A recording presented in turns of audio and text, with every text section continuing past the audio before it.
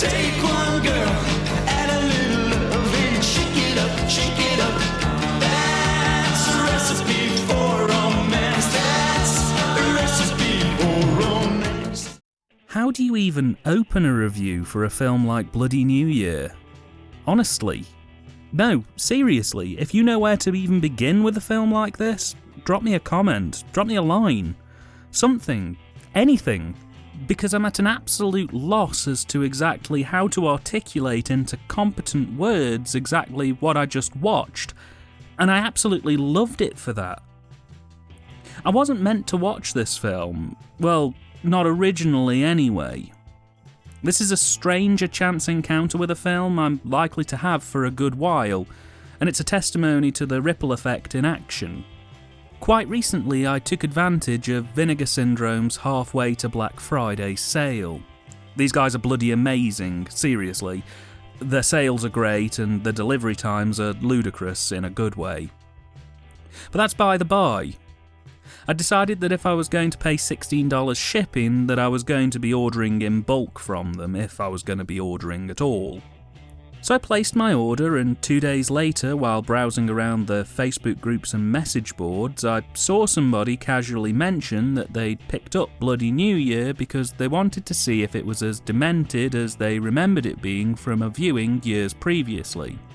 To look at the cover VS have chose to release this under, it looked to me to be some kind of a generic grindhouse horror film. Kentucky Fried fodder.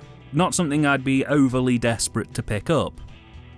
But then a day later, someone else on these groups raised it again for its absolute madness.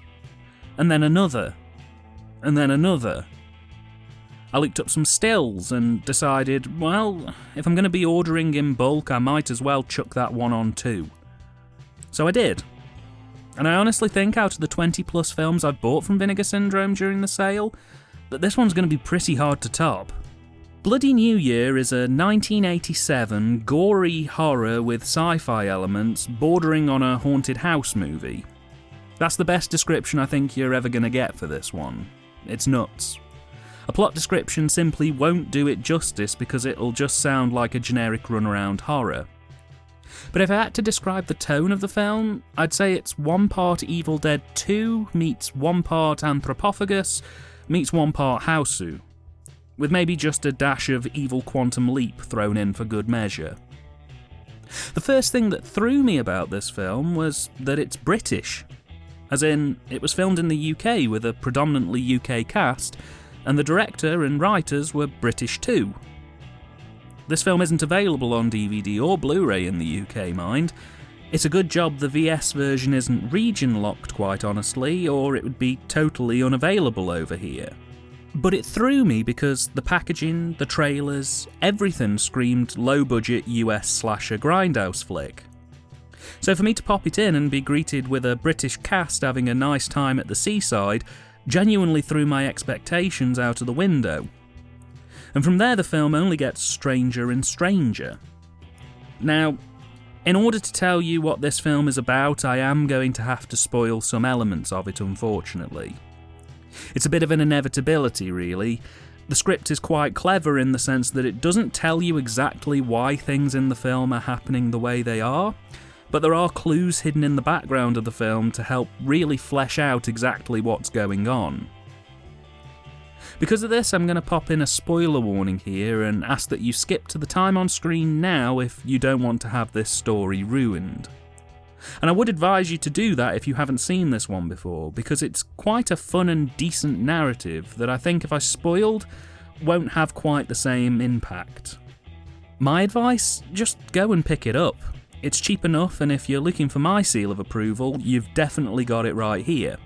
Not only is this film more than shelf-worthy, it stormed into my list of all-time favourites relatively easily.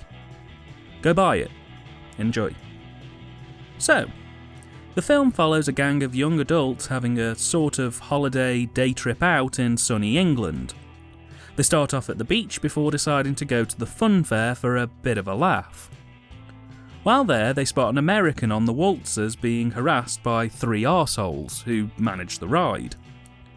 So the gents in the gang decide to step up and shut the ride down, rescuing the American and beating up the arseholes for good measure. They then have to do a runner because these carnies don't take too kindly to their harassment fun being halted or stopped for any reason. A major fight ensues in which one of the gang ends up driving a whole car through the ghost train ride at the fair in an attempt to rescue everyone. The long and short of it is that the gang get away much to the arsehole's annoyance.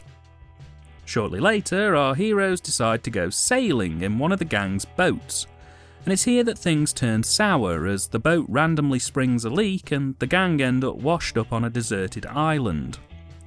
Only it's not really deserted. Strange happenings are occurring here, objects seemingly spring to life with malicious intent. There's a hotel that's seemingly stuck in a loop between New Year's Eve 1959 and New Year's Day 1960. There are noises in the woods, and what people can be found don't hang around for too long. After a while of exploring the island, it's revealed through background television and radio broadcasts that the island was subject to a scientific experiment that went horribly wrong. An attempt to camouflage a fighter pilot by phasing it out of time by a few minutes ultimately ended in disaster when the plane crash-landed and the experimental device allowing this to happen consumes the entire island, creating numerous abominations and oddities. Predominantly, anyone involved in the island crash is now either chronically phasing in and out of existence, stuck in an infinite time loop replaying their last few days, or they're now superpowered immortals, unable to leave the island or die, but set to chronically age for the rest of their days. And they need fresh blood to ensure their existence can continue and that the party never ends. And so this film turns into a surreal and almost nightmare-inspired survival horror movie as the gang slowly get whittled down, all the while trying to find ways to escape from the island and survive its manifestations in the process. This all comes to a head in the final act of the film, where what's left of the gang are led to a ballroom within the hotel where the survivors of the crash reveal their full intentions, and the gang are left to decide whether 1960 will be a happy new year or a bloody one. One of the things that really captivated me from the off with this film is the time travel element, or rather the lack of a time travel element. No one's exactly time travelling in this film. Everyone's just kind of unable to die. But I love the idea that running through this horror story is a background narrative that, if you pay attention, really explains why things on this island are the way they are. They didn't have to do that. This could have easily just been ghosts and left it at that. But for the scriptwriters to purposely choose to say, no, we're not going to just do ghosts, we want to do something different, is very welcome. And while there are some gorier elements to this film, it never oversteps the line into full-blown bloody horror. Nor does it shy away from giving the audience exactly what they came for. It's a genuinely damn fine script, very nicely balanced, and it doesn't overstay its welcome. I was as interested in the film at minute 5 as I was at minute 85. In fact, one of the only criticisms I can place at this film's feet with this one is that some of the dialogue is a little bit stilted. Though I'm really struggling to decide whether it's the dialogue that's stilted or whether it's cast performances not quite being up to the mark. Usually when I have dilemmas like this, it's fair to say that the problem lies with a bit of both of these things. While I'm talking about it, the casting is arguably the best and worst thing about this movie.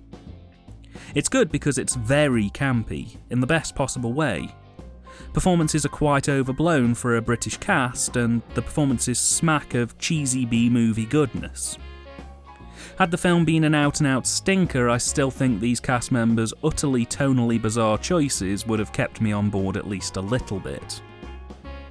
The honest answer is, the way this script is written, it could have been played both ways, both as absolutely straight and a campy fun runaround. And I, for one, am very glad that they chose to explore the latter option here, as it complements the film wonderfully.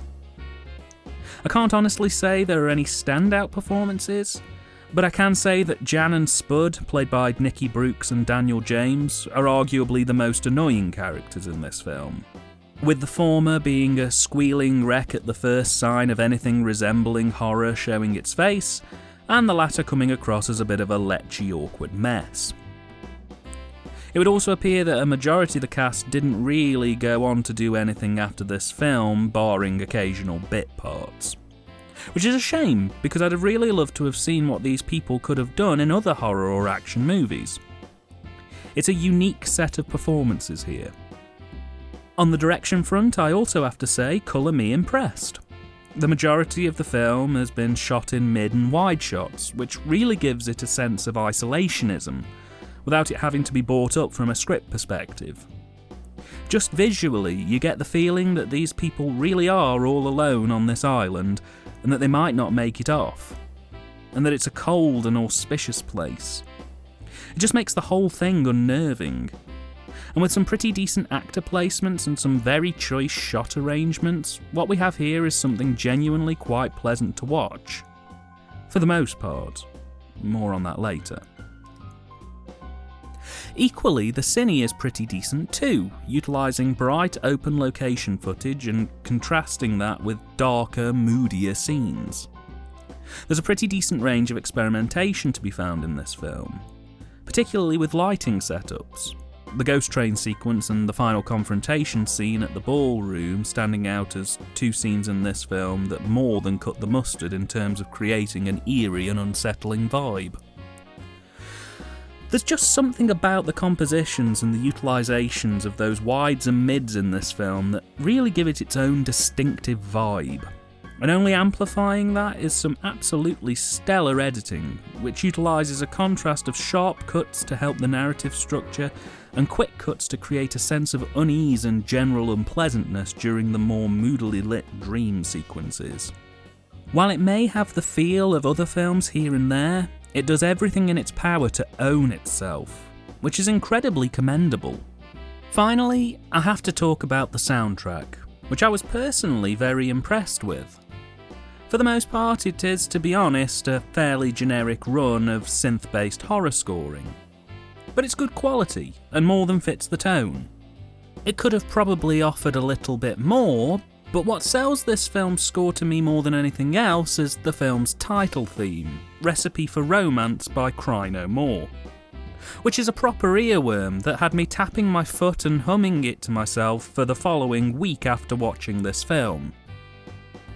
The score is appropriately used, works well with the Cinean direction in creating a genuine atmosphere, and it's just fun, to be honest. It works, and while it's nice to have aspirations, a check in the box is a check in the box here. The film was written and directed by Norman J. Warren, a London-born filmmaker with some pretty big hitters in the exploitation film scene.